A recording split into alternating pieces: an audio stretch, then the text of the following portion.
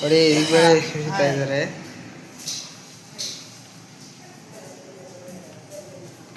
ಈ ಸೈಡ್ ಸಾಂಬಾರು ಮಾಡ್ತಾ ಇದ್ದಾರೆ. ಸಾಂಬಾರು ಮಾಡ್ತಾ ಇದ್ದಾರೆ. ನೋಡಿ ಟಮಾಟ ಎಲ್ಲ ಹಾಕ್ಬೇಕು. ನೋಡಿ ಗೈಸ್ ಸ್ಟೈಲ್ ಮಾಡ್ತಾ ಇದ್ದಾರೆ ಸಾಂಬಾರು ಮಾಡೋವಾಗ ಕ್ಯಾಟ್ರಿಂಗ್ಗೆ.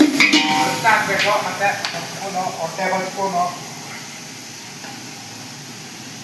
ಮತ್ತೆ ಕ್ಲೋಸ್ ಮಾಡಿ ಅಲ್ಲೇ ಇಡಬೇಕು ಹಾಕ್ಬೇಕು. ಮತ್ತೆ ಉಪ್ಪು, ಕಲ್ಲುಪ್ಪು 3 ಇಡಿ ಹಾಕ್ಬೇಕು, 4 ಇಡಿ ಹಾಕ್ಬೇಕು. ತಿರ್ಗಾ ಅಲ್ಲೇ ಇಡಬೇಕು. ಹೈ ಫ್ಲೇಮಲ್ಲಿ ಇಟ್ಟು ಸ್ವಲ್ಪ ರೋಸ್ಟ್ ಮಾಡಿ ಸ್ವಲ್ಪ ನೀಟಾಗಿ ಆಯ್ತಾ.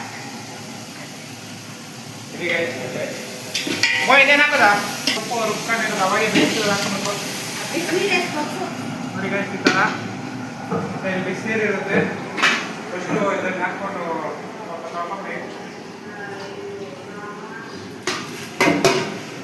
ಹಾಕಿ ಇದಾದ್ಮೇಲೆ ಬಿಸಾಕಿ ಹಾಕ್ಬೇಕು.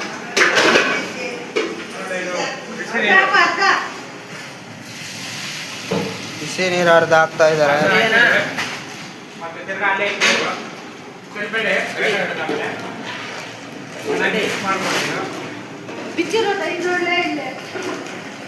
ಅದು ಎಂತವಲ್ಲ ಸಾಮಲ್ಲ ಬಿಳಿ ಇಲ್ಲ ಇರ್ಬೋದು. ನೋಡಿ ಈ ಥರ ಮಾಡ್ಬಿಟ್ಟು